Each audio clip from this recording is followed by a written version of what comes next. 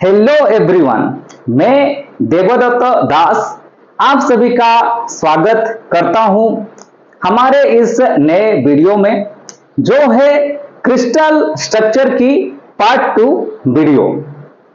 यह वीडियो में हम यूनिट सेल और ब्रावे लैटिस को अच्छे से स्टडी करेंगे। यूनिट सेल और ब्रावे लैटिस जो है बहुत ही ज्यादा इंपॉर्टेंट टर्म है क्रिस्टल स्ट्रक्चर में, मटेरियल साइंस में, तो इनके बारे में जानना बहुत जरूरी है। तो चलिए दोस्तों, आज का वीडियो हम स्टार्ट करते हैं।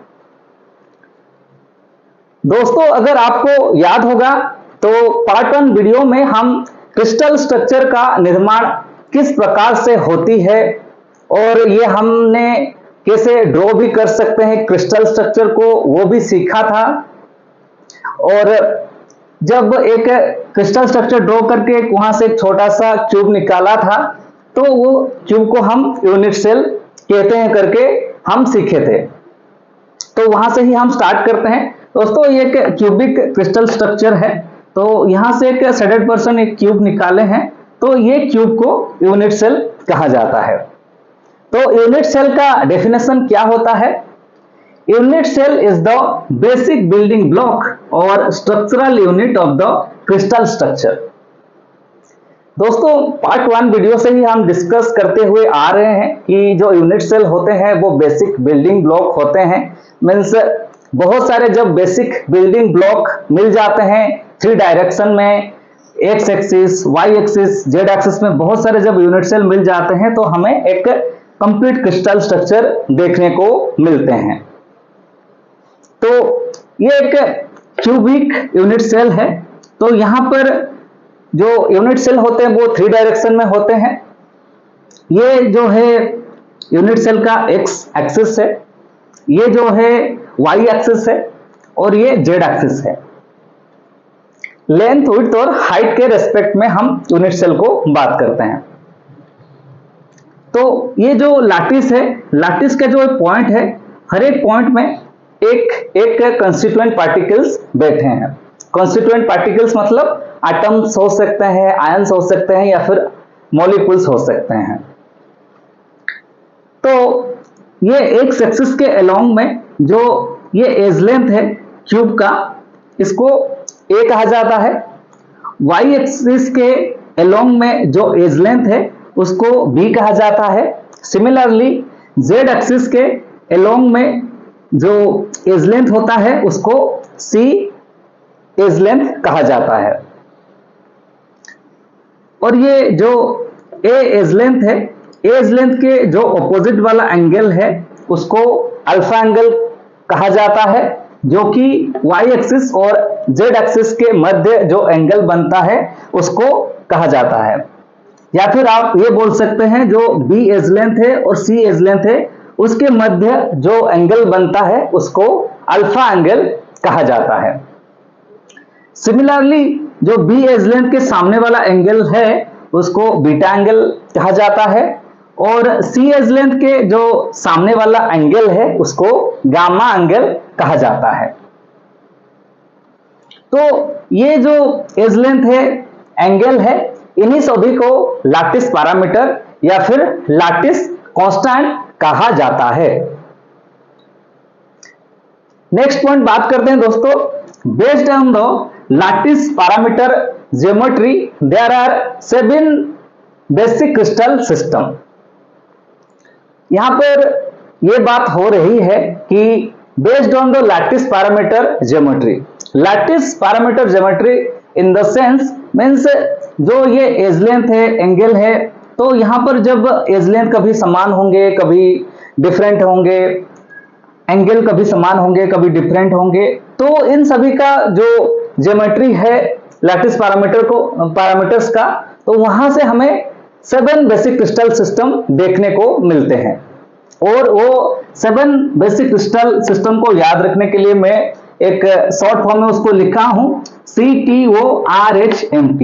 आप भी उसको याद रख सकते हैं, CTORHMT।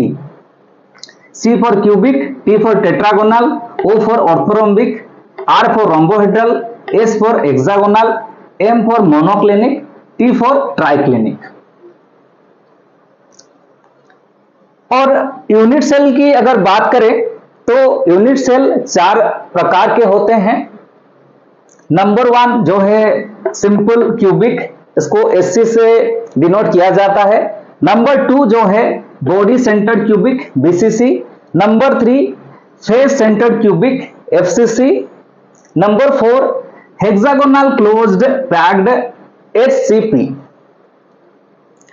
तो 7 बेसिक क्रिस्टल सिस्टम होते हैं और 4 प्रकार के डिफरेंट यूनिट सेल होते हैं।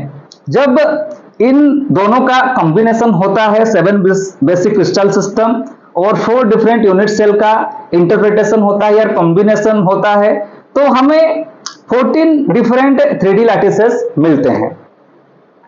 ध्यान से सुनिएगा दोस्तों, बहुत ही इंपॉर्टेंट है। जो 7 बेसिक क्रिस्टल सिस्टम और 4 डिफरेंट यूनिट सेल होता है, उनका जो इंटरप्रिटेशन से हमें 14 डिफरेंट 3D लैटिसेस मिलते हैं।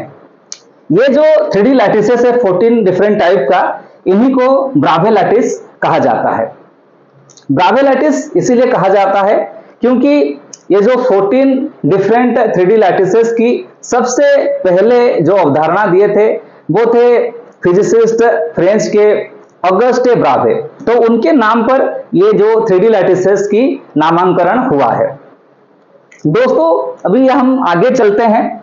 अभी हम क्रिस्टल सिस्टम और ब्रावे लैटिस, जो 14 ब्रावे लैटिस है, उसको हम अच्छे से स्टडी करेंगे।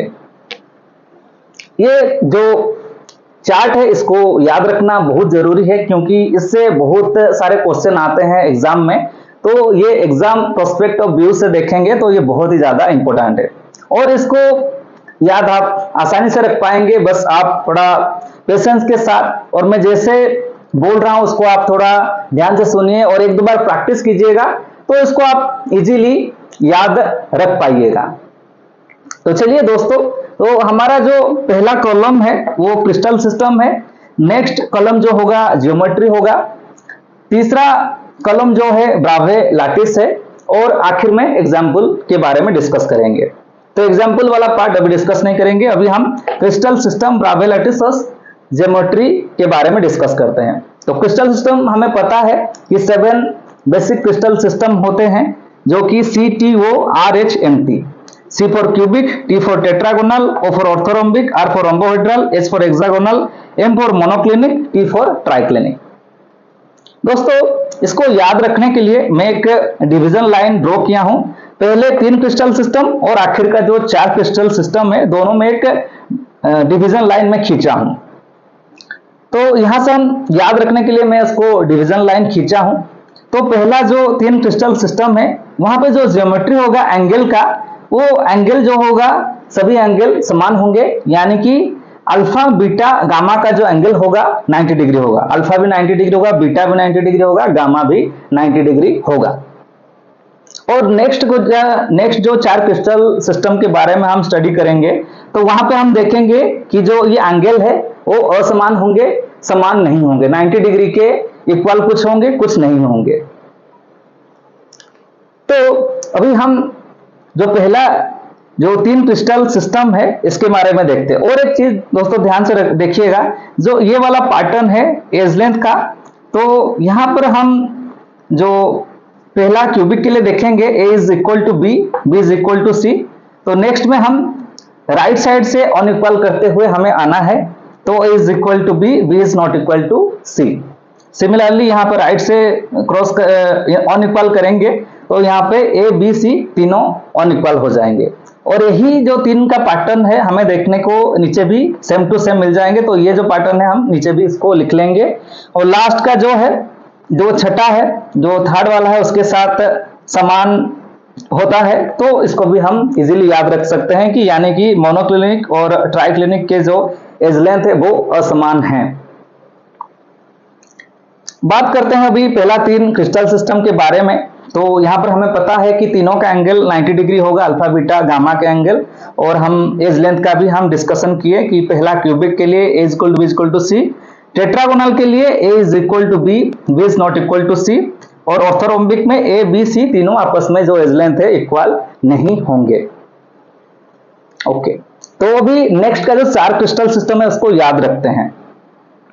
तो रोम्बोहेड्रल के लिए हम एज लेंथ का बात ऑलरेडी कर चुके हैं, तो हम डायरेक्ट एंगल पे जाएंगे। तो यहां पर alpha is equal to beta, beta is equal to gamma and gamma is not equal to 90 degree, means alpha beta gamma जो होंगे 90 डिग्री के इक्वल नहीं होंगे। तो हमारा जो रूल है कि हम राइट साइड से क्रॉस करते हुए आएंगे, अनइक्वल करते हुए आएंगे। तो यहाँ पर भी सेम हम अनइक्वल कर दिए, तो हमें जो मिला वो अल्फा बीटा गामा 90 डिग्री के इक्वल नहीं होंगे। नेक्स्ट हम जो क्रिस्टल सिस्टम की बात करेंगे हेक्सागोनल। तो यहाँ पर हमें पता है, हम स्कूल के टाइम पे ही पढ़े हैं, अल्फा और बीटा जो होता है वो 90 डिग्री होता है और एक एंगल जो होता है 120 डिग्री का होता है। तो ये गामा जो एंगल है यहां पर 120 डिग्री का होगा।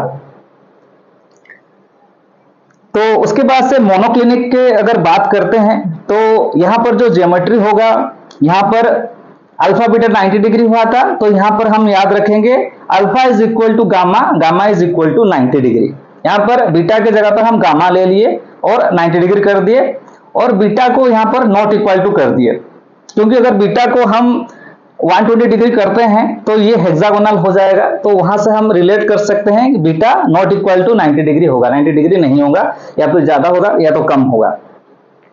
फाइनली ट्राइक्लिनिक का है, लास्ट का है, ये बहुत ही इजीली इसको याद रख सकते हैं। यहाँ पर ना ही एज लेंथ इक्वल होते हैं, ना ही जो एंगल होता है वो 90 डिग्री के इक्वल होते हैं, तो हम इसको याद रख सकते हैं। तो क्रिस्टल सिस्टम और ज्योमेट्री हमको याद रह गया। अभी ब्राबे लैटिस को याद करने का ट्रिक सीखते हैं। तो पहला जो 3 क्रिस्टल सिस्टम है उसको हम ऐसा याद रखेंगे 3 2 4, 3 2 4 ऐसा करके याद रखेंगे। पहला जो क्रिस्टल सिस्टम होगा क्यूबिक के लिए 3 होगा, यानी कि simple cubic, body centred cubic, face centred cubic.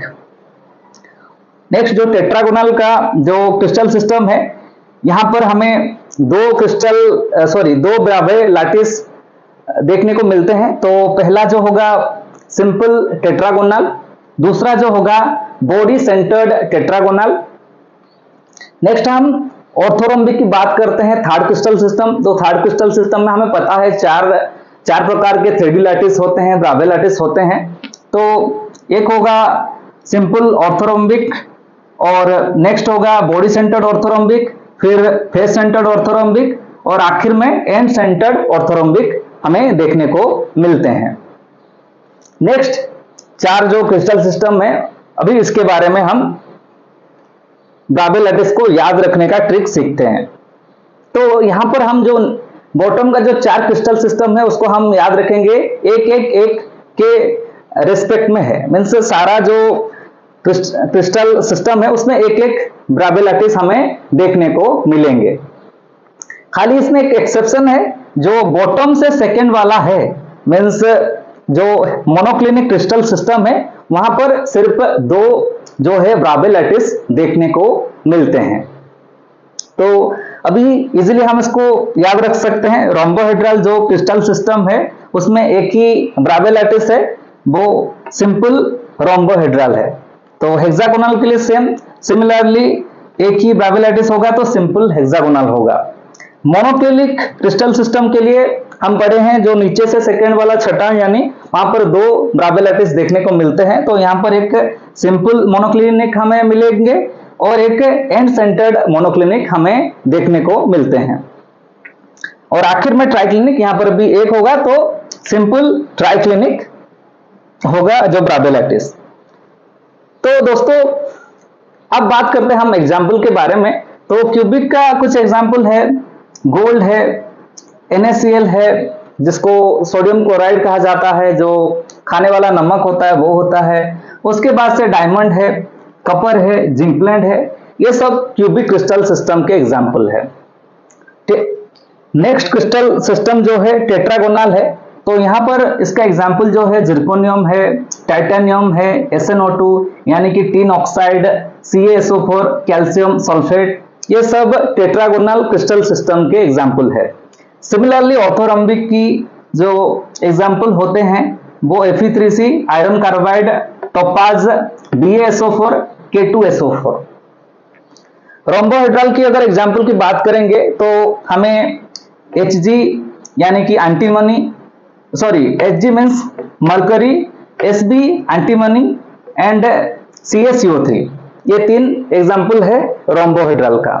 Hexagonal का अगर हम देखेंगे एग्जाम्पल तो जिंक होता है, कोबाल्ट होता है, ग्राफाइट होता है, और एक बेंजीन होता है जो हम स्कूल के दौरान पढ़े थे कि बेंजीन भी हेक्सागोनल का जो क्रिस्टल सिस्टम है उसको फॉलो करता है।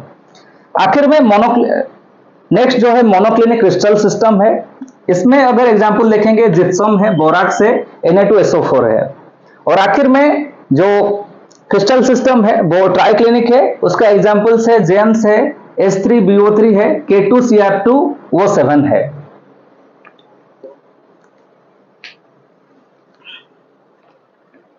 तो दोस्तों यहां तक कि आज का वीडियो हम रखते हैं। तो आज हमने दोस्तों सीखे कि यूनिट सेल क्या होता है, उसका डेफिनेशन सीखे, फिर किस प्रकार से उसका जो लैटिस पैरामीटर, लैटिस कांस्टेंट होते हैं उसके बारे में हम जाने, फिर उसके बाद से जो 7 बेसिक क्रिस्टल सिस्टम है उसके बारे में जाने, फिर ब्राबे लैटिस के बारे में जाने, उसके बाद से डिफरेंट क्रिस्टल सिस्टम का ज्योमेट्री के हिसाब से जो ब्राबे लैटिस बनता है उसके बारे में हम जाने, और उसको कैसे याद रख सकते हैं वो भी हमने सीखे, और आखिर में हम एग्जाम्पल भी देखे सभी क्रिस्टल सिस्टम के। दोस्तों अगला जो वीडियो होगा हम इसमें बात करेंगे जो यूनिट सेल की जो 4 टाइप है उसके बारे में डिटेल्स में बात करेंगे। अगर समय होगा तो हम नंबर ऑफ एटम्स किस प्रकार से निकालते हैं जो यूनिट सेल से, उसको हम सीखेंगे। दोस्तों थैंक यू ये वीडियो देखने के लिए।